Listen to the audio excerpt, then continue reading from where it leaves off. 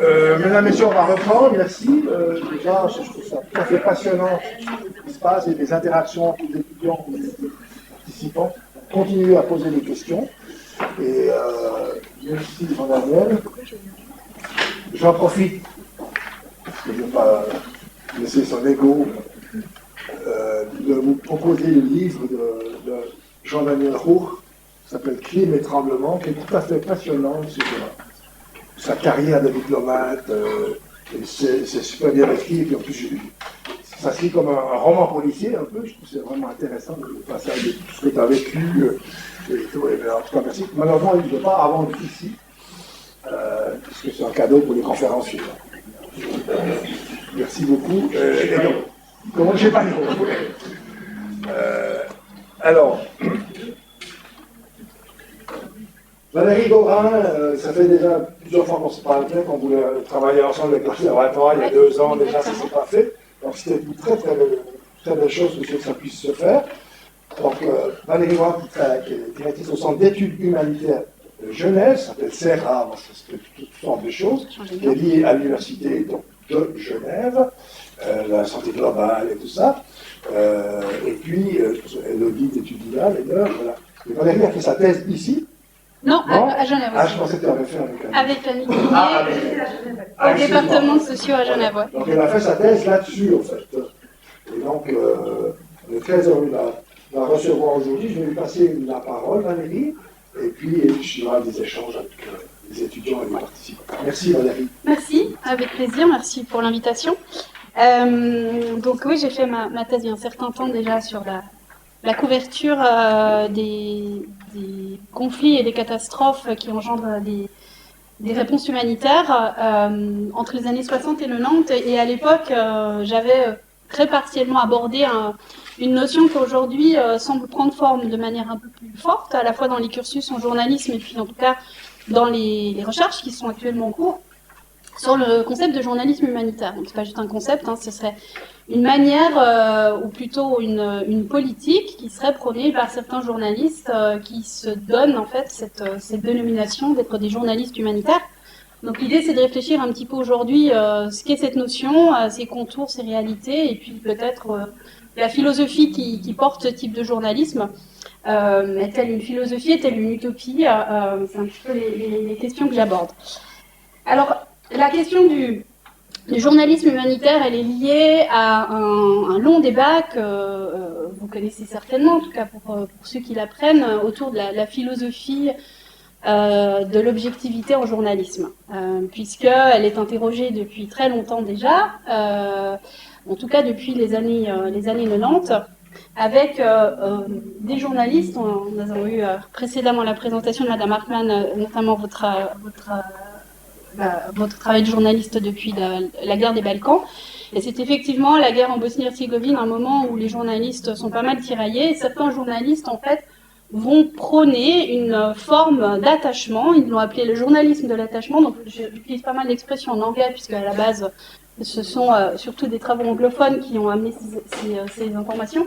Martin Bell, George Alagia, grands reporters, notamment à la BBC, qui ont écrit sur leur expérience dans les Balkans et qui ont revendiqué justement cette nécessité de s'attacher. Donc tout ça est lié en fait à une forme d'injonction, en anglais on dit injunction to care, donc cette injonction qui pousserait les journalistes à devoir en quelque sorte prendre parti, en tout cas de ne pas se couper de leurs émotions, pour essayer de travailler, c'est ce que dit Martin Bell, non pas comme des robots mais comme des humains. Donc c'est tout un débat philosophique autour de cette idée qu'en fait, il serait parfois très difficile de garder une certaine distance objective, une certaine neutralité, on pourrait dire aussi, pour reprendre un principe humanitaire, qui fait que dans certains moments, il y a une prise de position qui va être plus nette de la part du journaliste, qui peut même mener à des prises de parole pour demander, par exemple, à ce qu'il y ait une intervention militaire dans un pays. Donc des prises de position qui amènent effectivement à perdre finalement une objectivité. Ce que ça veut dire en quelque sorte qu'on devient un journaliste très subjectif, très partial.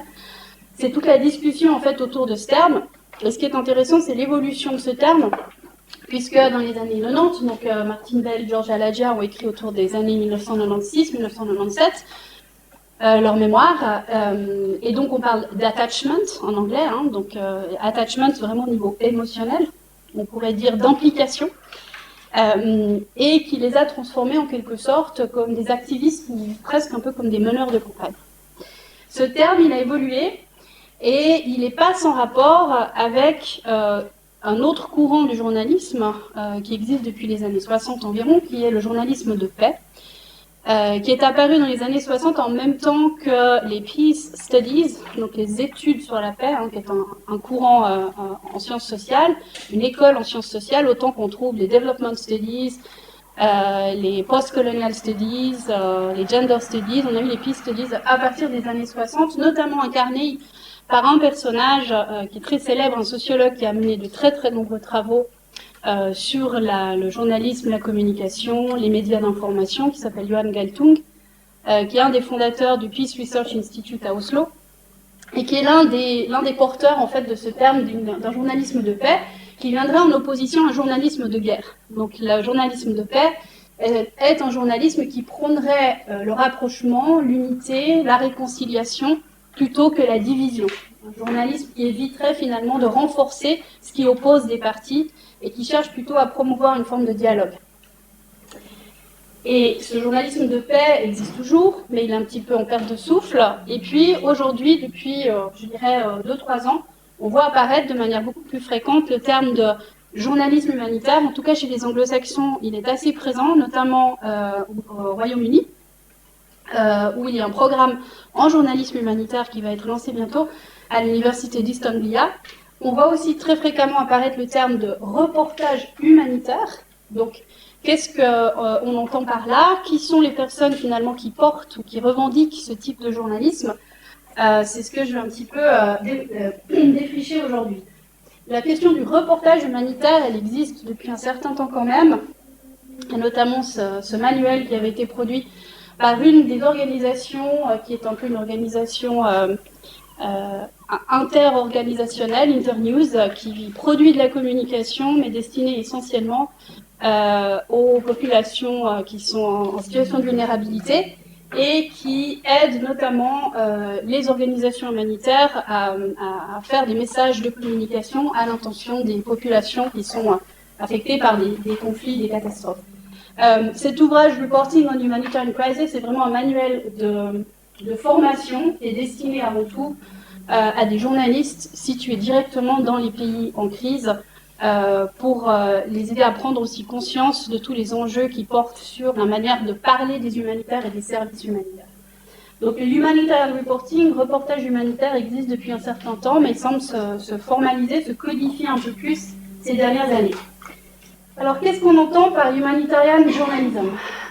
Je vous montre ici un des médias en fait qui le porte, qui est, on va dire, l'une des références quand il s'agit vraiment de trouver des informations ultra spécialisées sur l'humanitaire. C'est le New Humanitarian, qui est une sorte de média d'information, agence de presse spécialisée, qui a d'ailleurs changé de nom à plusieurs reprises. Autrefois, elle s'identifiait comme sous le pseudonyme de IRIN News, largement soutenue par des fondations privées, dont la fondation Bill Gates, et qui fait des reportages, voire des sujets d'investigation assez poussés. Ils ont des podcasts également, et dans la série justement qui s'attache aujourd'hui à une approche qui est très présente dans l'humanitaire, sur la question de la décolonisation de l'humanitaire, il y a toute une série de podcasts qui portent notamment sur le journalisme humanitaire.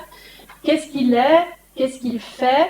Un des porteurs aussi de ce terme, c'est Patrick Gatara, qui est un des nouveaux rédacteurs qui a été engagé il y a 2 ans au Humanitarian, qui vient du Kenya, et comme vous pouvez le voir, il est rédacteur en charge du contenu inclusif, du storytelling inclusif, qui font partie justement de ces valeurs qui sont prônées par le journalisme humanitaire. Alors vous voyez qu'il indique que le journalisme humanitaire n'est pas un journalisme ordinaire, puisque derrière la question du journalisme humanitaire, on retrouve justement ces questions du journalisme de l'attachement, c'est-à-dire un journalisme en situation de conflit armé, notamment, qui ne peut pas rester cloisonné derrière sa prétendue objectivité. Donc, le journalisme humanitaire, en fait, travaille en profondeur un peu l'éthique journalistique, en la questionnant, et en questionnant aussi la relation humaine qu'a le journaliste avec son terrain, avec son environnement, avec les personnes qui l'interrogent. Donc ici, il s'agit surtout de considérer que le journalisme humanitaire est un journalisme qui peut se permettre certaines choses, notamment en ce qui concerne la question des faits qui sont rapportés et de l'agenda médiatique, puisque c'est un journalisme qui travaille un peu plus en profondeur, pas dans un agenda de l'immédiat, donc qui n'est pas forcément très influencé par l'immédiateté des informations, mais qui essaye de faire plutôt quelque chose qui se rapprocherait en fait du journalisme d'investigation, pour essayer de rapporter des aspects complètement invisibilisés dans les grands médias, des aspects qui sont aussi parfois plus critiques du système humanitaire, pour essayer d'évaluer aussi les à-côtés de l'humanitaire et pas rapporter uniquement sur des enjeux qui se rapporteraient à un conflit ou une catastrophe naturelle. Donc c'est un journalisme plus critique, c'est un journalisme plus lent aussi, qui adopte des formats qui ne sont pas forcément des formats qui sont ceux de la presse. Il y a énormément de ce type de journalisme qu'on retrouve en ligne. Et c'est un journalisme inclusif dans le sens où il travaille énormément avec des journalistes locaux. Donc c'est pas une question d'avoir des journalistes extérieurs à une situation qui se retrouve parachutée pendant 24 heures ou 48 heures et qui vont rapporter les informations dans leur pays d'origine. C'est ici un travail beaucoup plus participatif. Le journalisme humanitaire travaille aussi avec des journalistes citoyens ou amateurs, hein, dépend quel terme vous voulez utiliser, pour essayer aussi d'avoir accès à du contenu produit localement et à un regard local.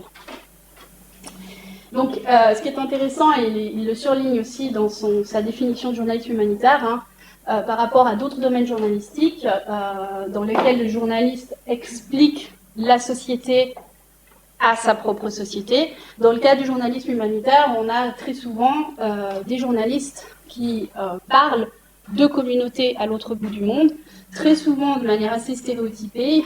Lui, il utilise le terme exotique.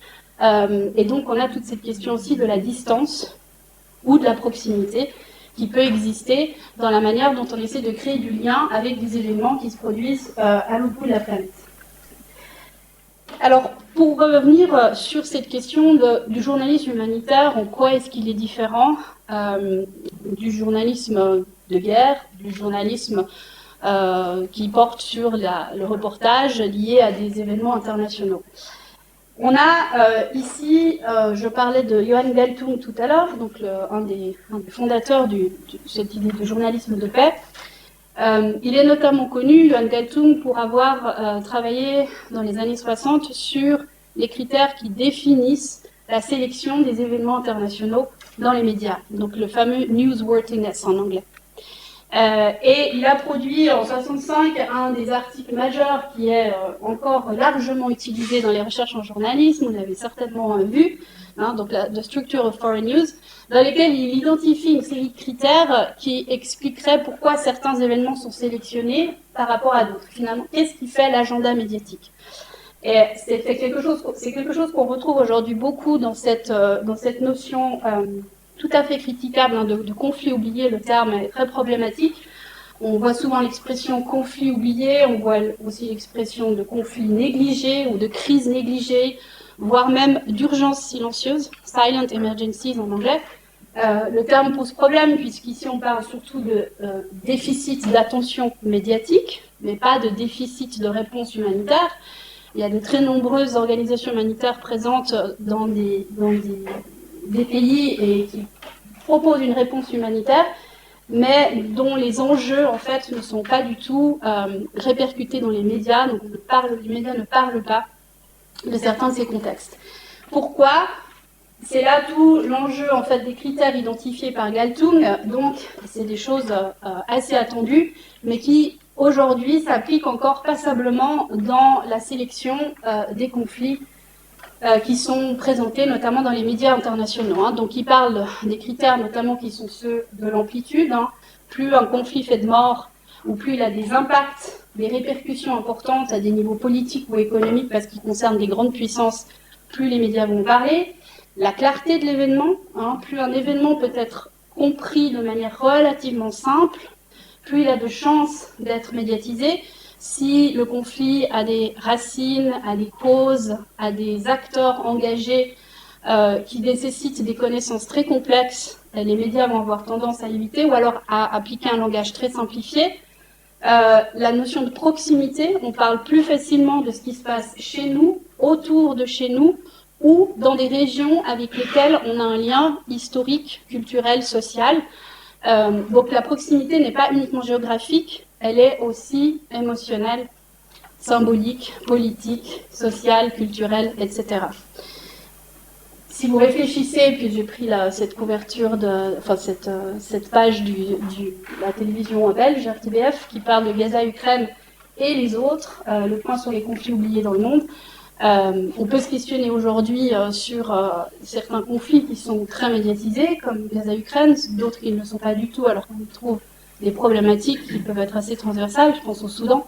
On le verra certainement cet après-midi avec la représentante de la chaîne du Bonheur, Myrène Bengoa, qui va peut-être en parler, puisque récemment, la chaîne du Bonheur a organisé justement une journée de réflexion sur pourquoi le Soudan est-il oublié des médias. Et puis, si on réfléchit avec ces critères-là, on peut voir qu'il y a effectivement des éléments de réponse qui arrivent. Le caractère inattendu d'un événement, également, qui va favoriser aussi du récit, et puis qui explique aussi cette fameuse critique qu'on adresse assez régulièrement à certains médias, qui est la notion de sensationnel, faire du sensationnel.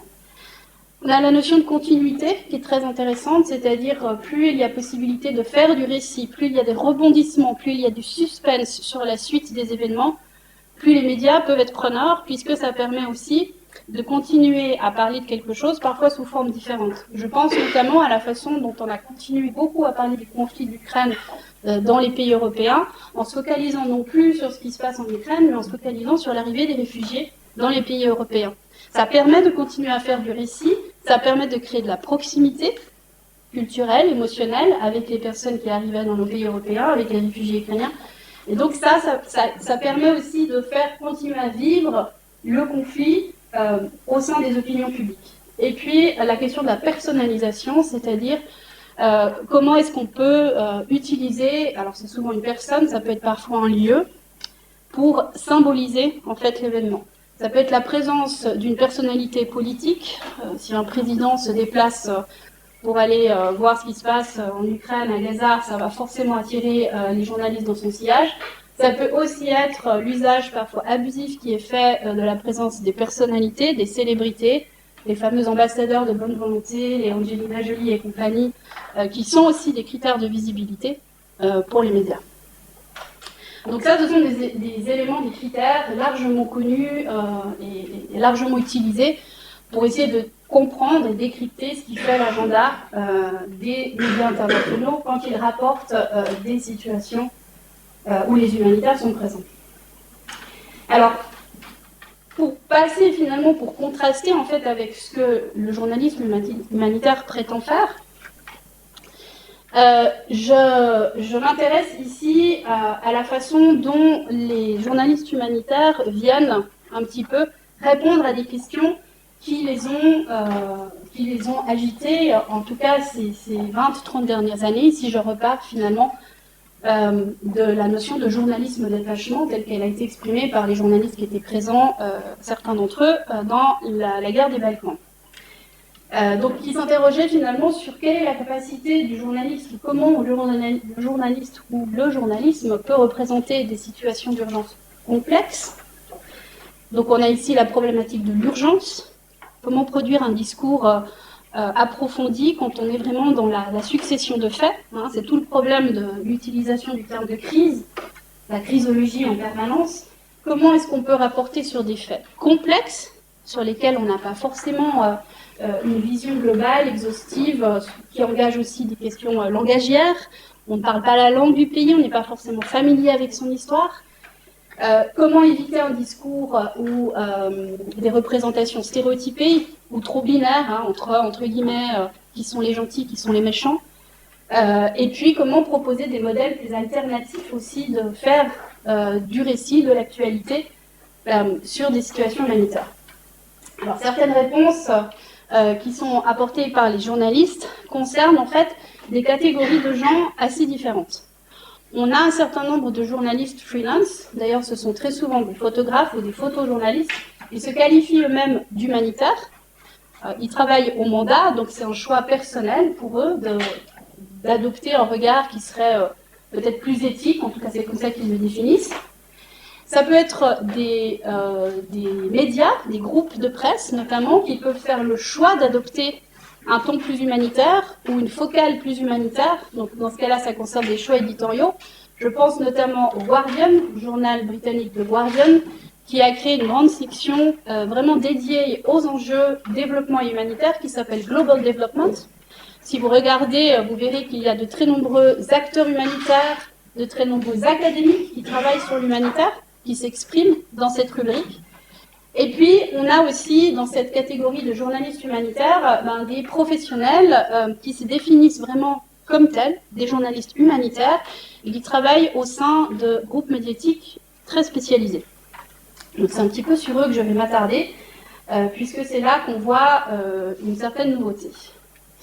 Alors, je veux parler du Guardian, vous en avez un exemple ici, donc ça date de 2015. Le Guardian avait lancé toute une série de manières de représenter différemment des contextes qui étaient notamment extrêmement simplifiés, stéréotypés, démonisés dans le discours médiatique international. Ici, c'est un exemple assez célèbre. Vous avez à gauche une rubrique qui n'existe plus, mais qui vient du magazine Foreign Policy, donc un grand magazine politique américain, qui chaque année il publiait son classement des pays où la situation politique était la plus volatile ou la plus chaotique. Et il appelait cette rubrique Postcards from Hell. Donc avec un discours extrêmement binaire, en gros des pays diabolisés, où vous retrouviez régulièrement le Soudan, l'Irak, la Somalie, etc. Et pour proposer une vision beaucoup plus nuancée de ces pays, The Guardian avait ouvert une rubrique qui s'appelait Postcards from Reality, en proposant cette fois aux personnes qui vivaient dans ces pays de leur envoyer des photos. Donc c'était une forme pas vraiment de journalisme participatif, mais en tout cas une manière de vouloir représenter une actualité de manière complètement différente par les personnes qui y vivent, pour montrer un autre visage de pays que très souvent on associait simplement aux guerres ou au génocide. Donc, et ça a mis sur pied toute une forme de journalisme amateur, journalisme participatif. Cette rubrique existait 3 ans jusqu'à ce qu'il la ferme, pour se recentrer sur des activités plus journalistiques. Ça, c'est une forme, un regard, en fait, sur une manière de faire du journalisme qu'ils qualifient eux-mêmes d'humanitaire.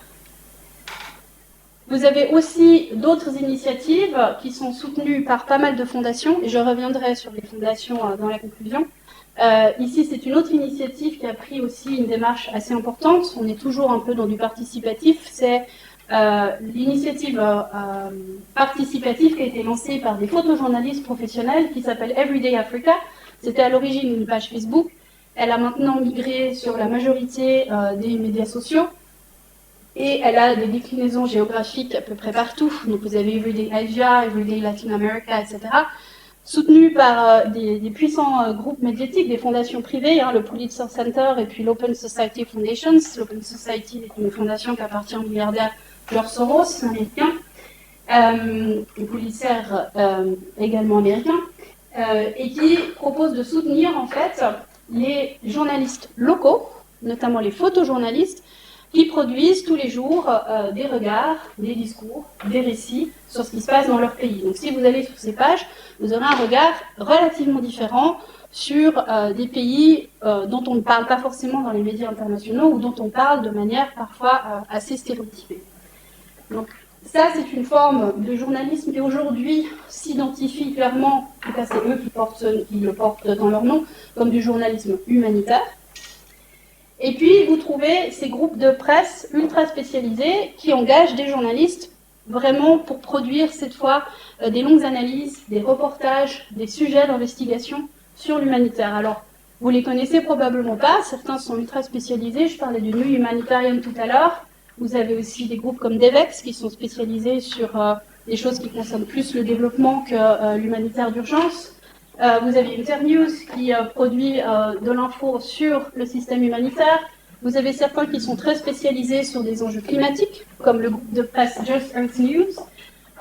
Vous avez Humanitarian Angle aussi, qui favorise pas mal de sujets sur le fonctionnement des organisations humanitaires, pour démystifier aussi un petit peu le monde humanitaire.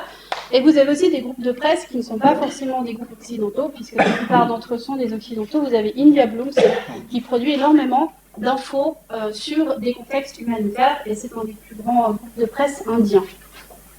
Donc, au sein de ces groupes, on trouve une catégorie relativement réduite, mais assez intéressante, de journalistes qui se définissent un peu comme le fleuron de ce nouveau journalisme humanitaire, et qui proposent une forme moins conventionnelle, comme ils le disent eux-mêmes, de journalisme, qui permettent de réfléchir un peu plus sur leur notion d'objectivité, avec l'idée que pour eux, toutes les vies se valent. Donc il y a des enjeux à parler justement de conflits oubliés, de parler de choses qui sont hors de l'agenda médiatique international, de travailler avec des sources très différentes, beaucoup plus inclusives, beaucoup plus locales, et de ne pas sombrer un petit peu dans, on va dire, les clichés habituels, en tout cas dont on a entendu beaucoup parler ces dernières années sur un journalisme humanitaire ou un journalisme sur les contextes humanitaires qui serait trop épisodique, trop simple ou trop sélectif.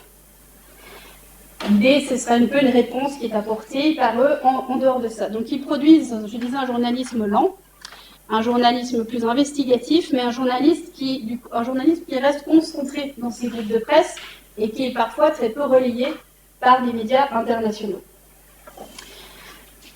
Alors, pour offrir quelques éléments de réflexion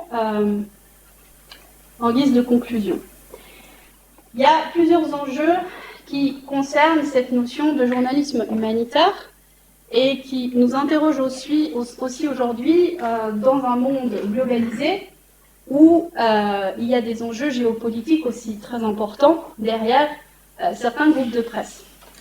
Je vous présente justement, je vous disais que le journalisme humanitaire commence à rentrer maintenant dans les cursus académiques et qu'il y a des recherches. Donc, mes collègues de l'université de East Anglia, qui va bientôt lancer une formation sur le journalisme humanitaire, travaille depuis 2018 sur un gros projet de recherche qui a été financé par la Fondation de la recherche britannique sur le journalisme humanitaire. Ils ont produit énormément de rapports, d'éditoriaux, d'articles scientifiques sur la question. Donc si ça vous intéresse, n'hésitez pas. Ils ont aussi créé leur site où vous trouvez toutes les informations. Ils ont publié en 2018 un de leurs premiers rapports qui s'appelle Martin Scott, Kate Wright et Mel Buns sur l'état du journalisme humanitaire. Qu'est-ce qu'il est, qu'est-ce qu'il fait, où on en est. Et ce qui est intéressant, c'est qu'ils ont finalement comparé les médias qui parlaient de crises relativement oubliées et l'ont comparé avec des événements relativement médiatisés. Donc, je ne sais pas si vous voyez très bien, mais en tout cas, ils ont comparé quatre événements dans la presse internationale. La situation de crise au Sud-Soudan en 2016, le tremblement de terre à Aceh en 2016, le grand sommet humanitaire qui a eu lieu à Istanbul en 2016 et l'appel des Nations Unies pour le financement des urgences humanitaires en 2017. Et ce qui les intéressait, c'était finalement de questionner cette problématique des conflits oubliés, de dire, mais en fait, ils sont oubliés par qui? De qui on parle exactement quand on dit qu'ils sont oubliés? Et c'est une question qui se pose, en tout cas dans leur approche, qui se posait beaucoup pour les médias occidentaux. On parle de CNN, on parle des chaînes d'information qui sont des chaînes d'information occidentales, mais il ne faut pas oublier que face à CNN, qui a longtemps occupé les travaux sur est-ce que les médias ont un pouvoir, est-ce que les médias peuvent mener à quelque chose quand il y a une crise humanitaire, est-ce que les médias peuvent influencer les politiques, etc. Les travaux portaient souvent sur CNN. Or, depuis CNN, il y a des équivalents, en tout cas dans les grandes puissances. On a la chaîne d'information RT chez les Russes, on a la chaîne d'information globale en Chine, on a Al Jazeera, on a Al Arabiya, on a France 24, on a Télésour en Amérique latine. Donc, ce sont des chaînes d'information globalisées, internationales, qui ont aussi leurs propres intérêts politiques, puisqu'elles défendent parfois certaines visions du monde relativement différentes. Et donc, en s'intéressant à ces 4 événements, ce qu'ils ont listé, c'est que les médias qui parlent le plus de ces situations sont souvent des médias hors Europe et hors États-Unis.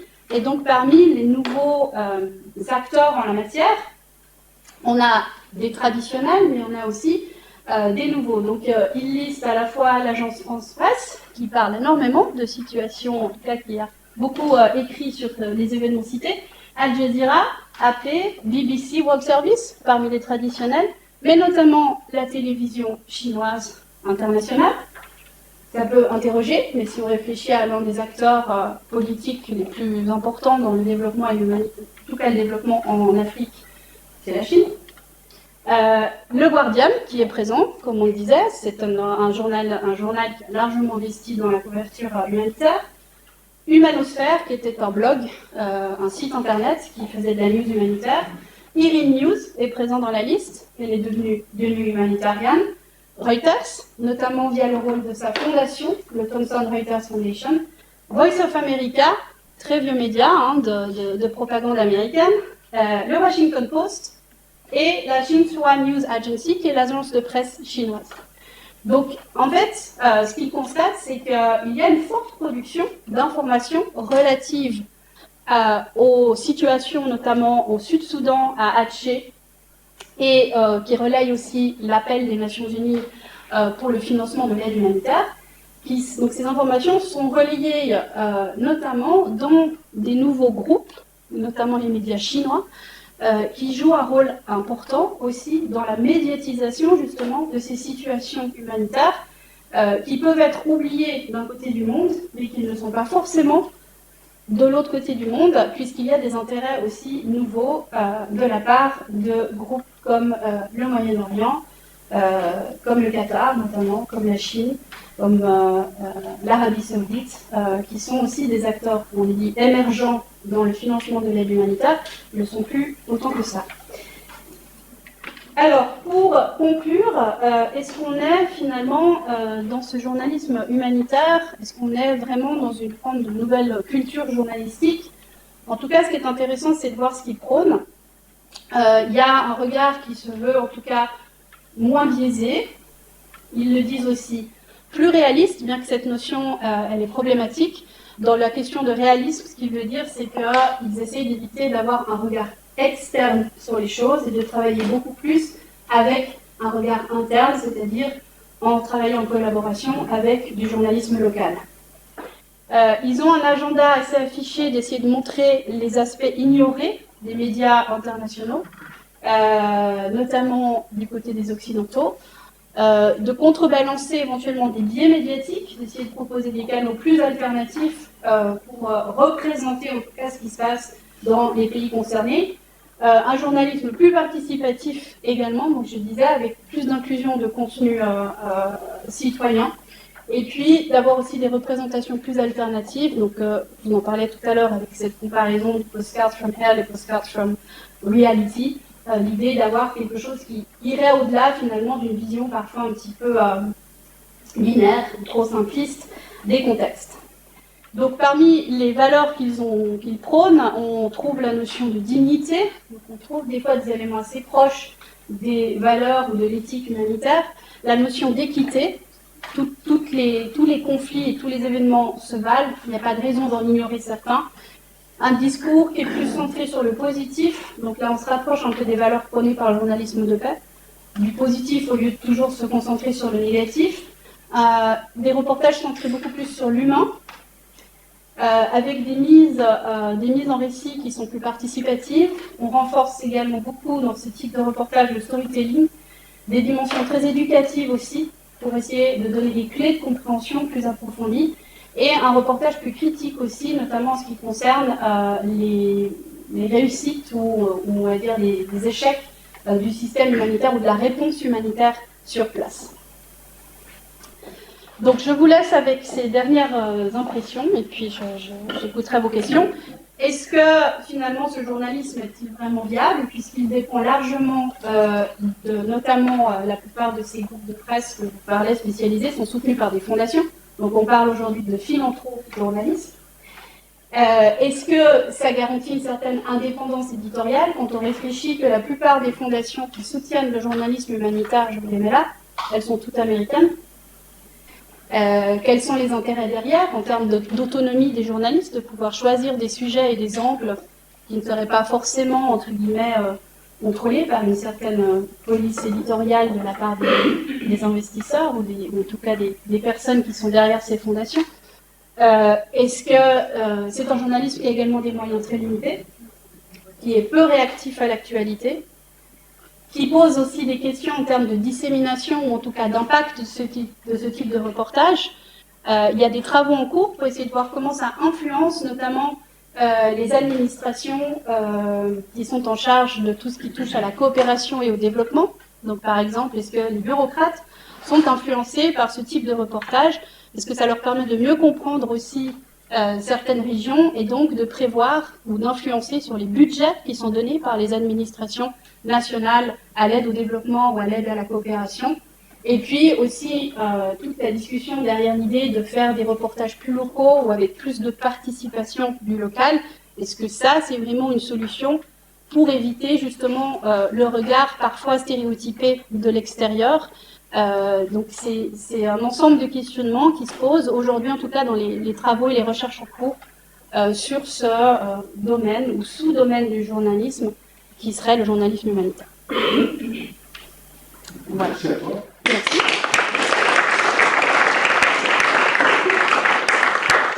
Bien, alors, on fait des questions. Moi, j'ai une première question. Je la pose aux journalistes dans la salle. Autant Florence, Annick, la directrice de l'académie. Quand tu parles des journalistes associés, c'est ce qu'on appelle ceux qui sont embarqués, comme on dit, qui sont avec, on les voit en Ukraine ou ailleurs, avec l'armée, dans les avions, dans les trucs comme ça, ou c'est autre chose? Parce que je suis assez perplexe avec ça. On a vu le conflit de l'ex-Yougoslavie, on a eu beaucoup de journalistes et d'humanitaires qui débarquaient également dans des avions militaires, ce qui a un message assez fou, hein. Le message a toujours refusé, je le sais. Mais nous, on avait des côtes dans le Mundo qui a débarqué avec l'armée espagnole, ce qui donne aux gens qu'on va soigner le droit d'arriver avec l'armée. Enfin, il y a un message. Mais il y a aussi beaucoup de journalistes qui sont embarqués, comme ils appellent ça. Et je voulais avoir votre avis aux journalistes de terrain, Frédéric. C'était le pont aérien de l'ONU, hein. C'était pas embarqué dans le sens Irak. Ah, ok. C'était très différent. Ok, c'est ça.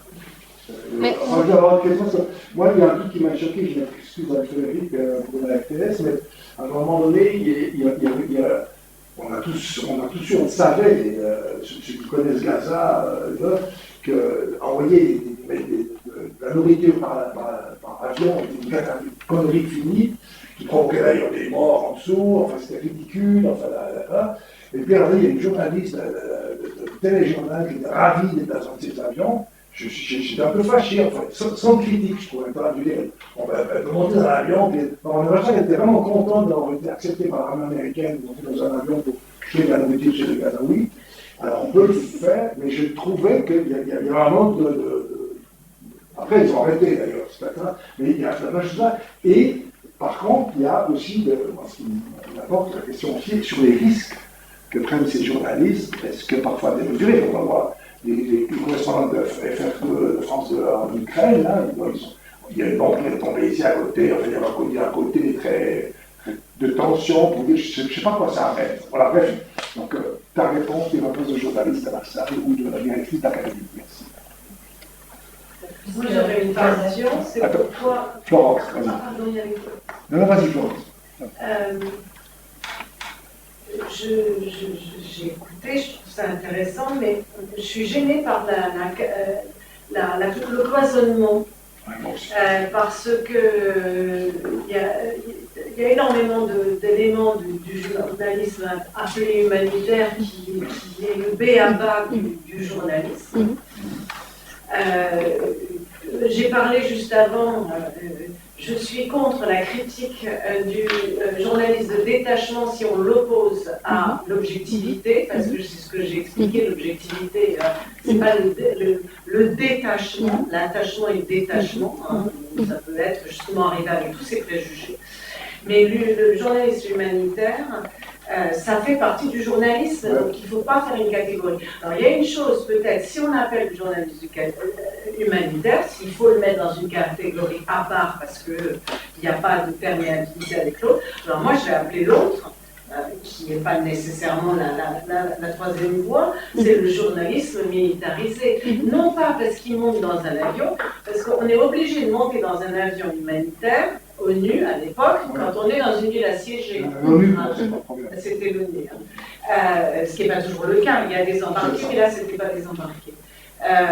Le journalisme militarisé, c'est-à-dire qu'aujourd'hui, il y a une féminisation du journalisme de guerre à partir des Balkans, etc., et on l'applaudit encore, mais c'est pas une question de genre, on revient à une militarisation du journalisme dans ce sens où c'est super sexy de montrer au CINT tout. Maintenant, on est pratiquement dans les satellites, on connaît les armes. Moi, je me faisais un bonheur d'expliquer aux officiers que je n'avais pas fait mon service et que j'étais incapable de lire un galon et que je les appellerais tous monsieur. Et d'ailleurs, c'était un général qui m'avait dit, de toute façon, si vous avez le droit d'appeler monsieur, vous n'êtes pas obligé de savoir qui est un colonel, un ceci et un cela, surtout si on se trompe. Offense.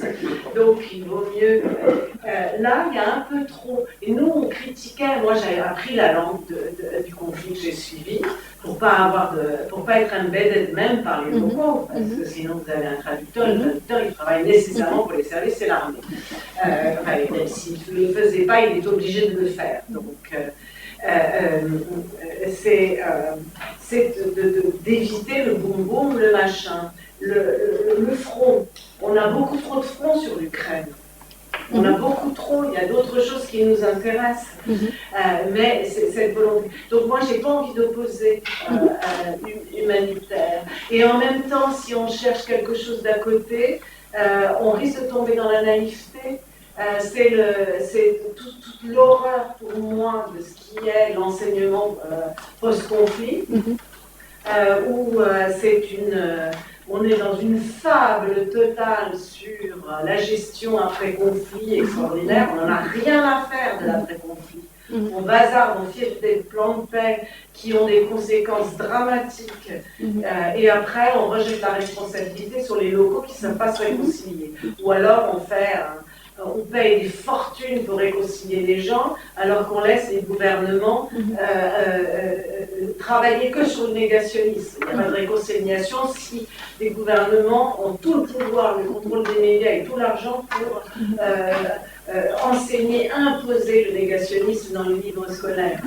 Donc j'ai peur qu'on soit dans une espèce de naïveté avec le journalisme humanitaire comme une catégorie des médias.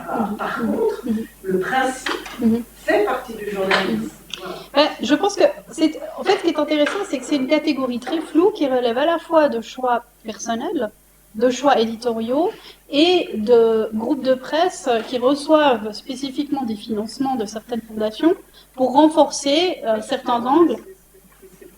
C'est en tout cas, ce qui est assez complexe en fait avec ce terme, c'est qui le revendique, qui l'applique à lui-même et quel type, en tout cas, de regard relativement différent par rapport à un discours. Alors, je pense une grande partie des critiques qui sont portées par certains des journalistes qui travaillent dans ces groupes de presse, ça vise essentiellement sur du journalisme tel qu'il produit ce qu'on peut voir par exemple dans un téléjournal. Donc du journalisme parachute aussi, comme ils aiment le nommer, et qui, eux, ne correspondent pas forcément au format qu'ils choisissent de prendre, et donc c'est de trouver des espaces médiatiques dans lesquels ils peuvent produire un journalisme de fond, des enquêtes de fond qui permettent de travailler aussi dans une temporalité complètement différente, qui n'est pas forcément possible avec l'agenda du journal télévisé. Donc dans ce sens-là, ils font le journalisme tel qu'il existe et avec les normes et l'éthique du journalisme et les valeurs en tout cas prônées par le journalisme. Mais c'est de trouver pour eux un cadre, un espace, un format qui leur permette aussi de faire ça. Et chez eux, on trouve une dimension, en tout cas un peu plus activiste, parce que c'est ce journalisme-là et ces enjeux-là, en fait, qui les intéressent particulièrement. Donc on est beaucoup dans du post-conflit, en fait, dans beaucoup des reportages qui sont faits.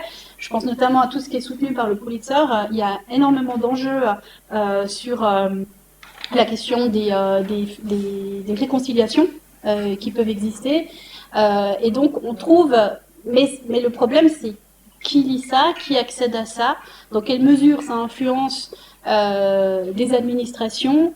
Donc voilà, je pense que c'est avant tout un format qui est rendu possible par des médias qui n'ont pas forcément un agenda qui est extrêmement limité par l'actualité. Une journaliste qui ne fait pas dans l'instantané, donc en présent n'est pas justement téléjournal, oui. Vous avez le temps de construire. Quelle est la question Non, juste quelques remarques justement pour vous dire, moi je me méfie toujours des catégories de questions. Je me méfie toujours des gens qui disent ah ben non j'ai tout juste parce que vous êtes biaisé, pourri, ou vous avez des problèmes par définition. Comme Florence, je ne crois pas du tout à cette catégorie, cette nouvelle catégorie. Je trouvais même un peu triste en fait, parce que le journaliste qui s'occupe que de l'humanitaire en guillemets et qui ne s'intéresse pas peut-être à la géopolitique, ça veut dire bien. Il ne s'intéresse pas à ce qui se passe, il ne s'intéresse que au respect des conventions et pas à ce qu'il y a derrière. Ah, je pense pas du tout en tout cas. C'est pas du tout ça qu'on trouve dans ce type de... Et juste pour dire, en fait, dans les médias, moi je travaille pour Temps Présent, on n'est pas du tout dans le mode de fonctionnement d'un sujet étranger pour téléjournal, dans ce qui se mentionne. On est vraiment sur du long terme, sur du long format. Et je dirais que je me méfie beaucoup de ces philanthropes. On cherche tous en fait une information non biaisée, objective et indépendante. L'objective et le non biaisé, déjà, il faudrait le définir. Et l'indépendance, je pense que jusqu'ici, on n'a rien trouvé mieux que les médias traditionnels où le directeur il ne doit pas se mêler de l'éditorial. Alors ça ne marche pas toujours, on l'avait avec le Washington Post dernièrement avec les élections. Mais disons, il y a des garde-fous. Bill et Melinda Gates, vraiment Vraiment Non. Ils sont vraiment objectifs. Non, c'est un des cœurs de la question, ouais. Sur Et la dernière chose, c'est sur l'aspect local. C'est vrai que maintenant, on aime le local. Mais attends, tous ceux qui ont été dans des contextes de guerre, donc ils choisissent justement leur traducteur ou leur chauffeur, ils savent que personne localement n'est objectif et neutre. Au contraire. Et c'est pour ça que des fois, j'étais en Afghanistan après l'arrivée des talibans, j'avais 2 chauffeurs différents, 2 voitures, changeais d'hôtel tous les 2 jours. Parce que l'objectivité, non seulement ça n'existe pas, mais y croire dans des contextes comme ça, c'est très dangereux. Vous risquez de passer quelques mois dans une cage avec des échelles. Donc voilà, je fais juste des remarques pour mettre un petit peu en garde contre cette vision peut-être idyllique d'un nouveau genre. Le moment où Elon Musk, encore. c'est ça. Et personnellement, si tu permets, je suis la même chose. Je suis content d'être en accord avec vous, parce que quand j'étais là, qu'est-ce que c'est que ça? J'ai le même problème avec les humanitaires, soignants. Pour moi, on est d'abord des soignants. Il y a des médecins, des infirmières, des sages-femmes, des psychologues et tout ça. Et puis, moi, je dis toujours, j'ai eu la chance de naître en Suisse, j'ai eu la chance de pouvoir faire des études.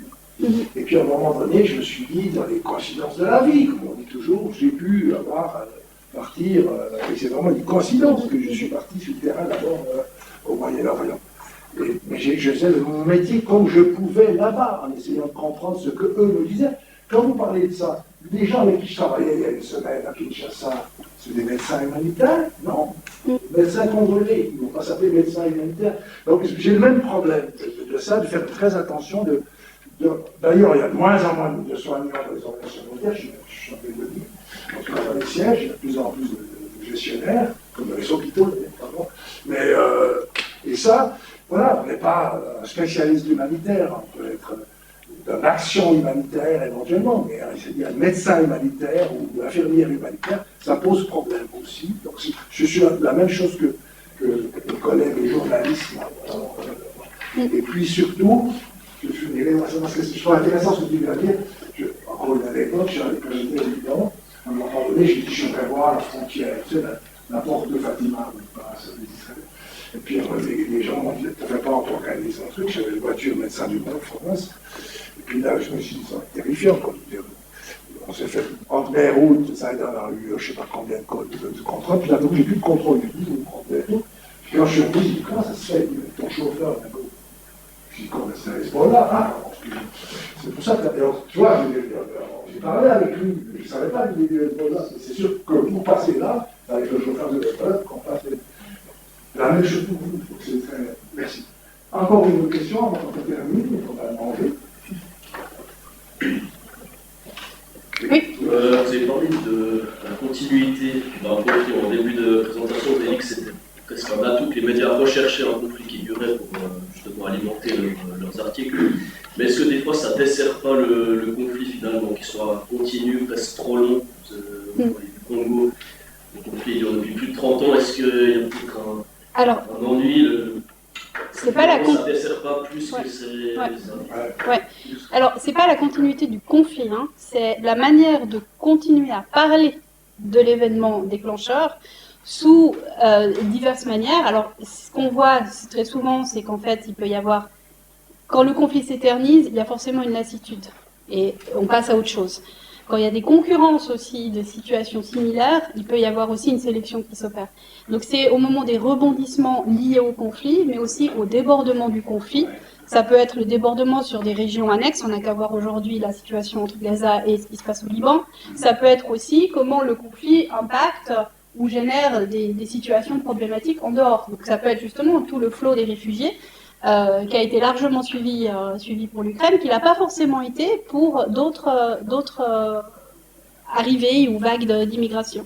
Donc c'est des questions qui concernent la continuité, c'est comment en fait on peut créer du récit sur des événements qui peuvent être secondaires, liés au conflit d'origine, mais c'est pas le conflit lui-même. Parce que si la nature du conflit lui-même ne change pas, et qu'en gros on passe de bataille à tel front, à telle perte, etc., au bout d'un moment c'est un discours qui se lasse, oui.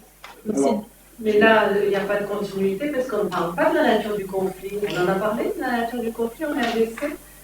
Il y a 3 dimensions, mais il y en a peut-être 4 ou 5. Tout à fait. C'est intéressant. On ne les a jamais mentionnés, donc il ne peut pas y avoir de continuité. Quel est le rôle de la suite du conflit, du génocide au Rwanda, plus l'argent occidental, les richesses, plus le local?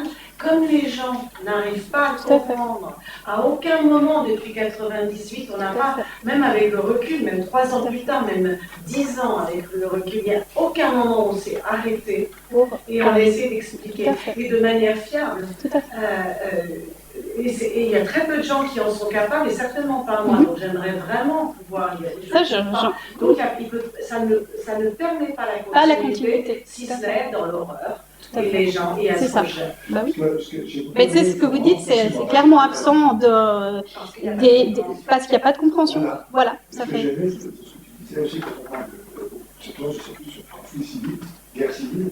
C'est intéressant de montrer ça entre eux. C'est intéressant, oui. C'est genre, on a actuellement. Les violences familiales, c'est derrière la porte. C'est exactement ça. Et puis, ce qui se passe au Congo, au Kivu, c'est les suites également du génocide. Excusez-moi, il y a un truc, c'est avec les Rwandais, avec Kagame, avec les milices, c'est très intéressant.